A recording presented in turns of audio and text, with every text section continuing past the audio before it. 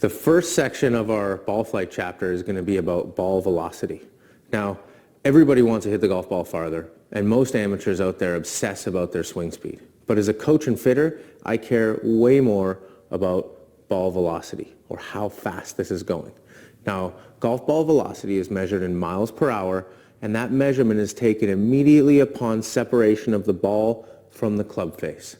The Foresight technology uses spherical correlation to identify the golf ball and find its center of geometry.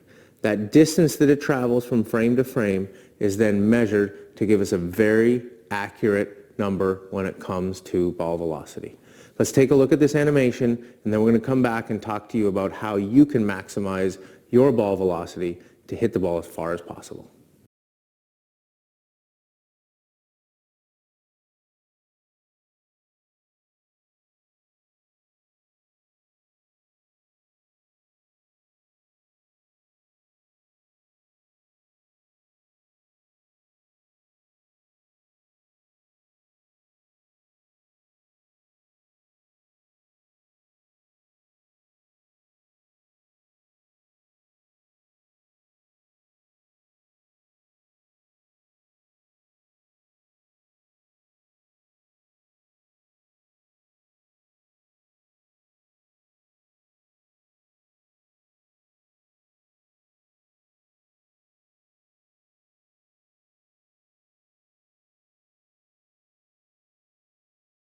So now that we understand how ball speed is measured, let's talk about what it's useful for.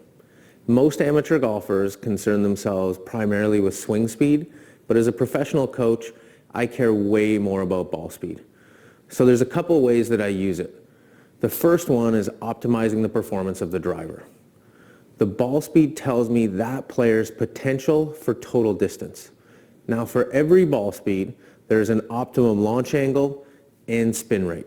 And simply put, the faster the golf ball is going, the lower I want the launch angle to be, and the less spin I want to have on it. So when we take a look at the longest drivers on the PGA Tour, they have ball speeds now up into the 190 mile per hour range. To optimize that speed, I would want to see the launch angle around 10 degrees and the spin rate around 2,000. Now, for some of our very slow speed players, they could have a ball speed off their driver down as far as 130 miles an hour. For something like that, I would want to see the launch angle cranked all the way up to 15, even 16 degrees, and we would need to get that spin rate up to about 2,800 to make sure that that ball has enough lift to maximize the carry distance. Now, the other place that you can use ball speed is when you're building a full bag profile. So if I'm checking the carry distance of every single club in the bag, I want to make sure that I have even ball speed gaps from club to club. And that's a key determinant in helping me make sure that I have even yardage gaps.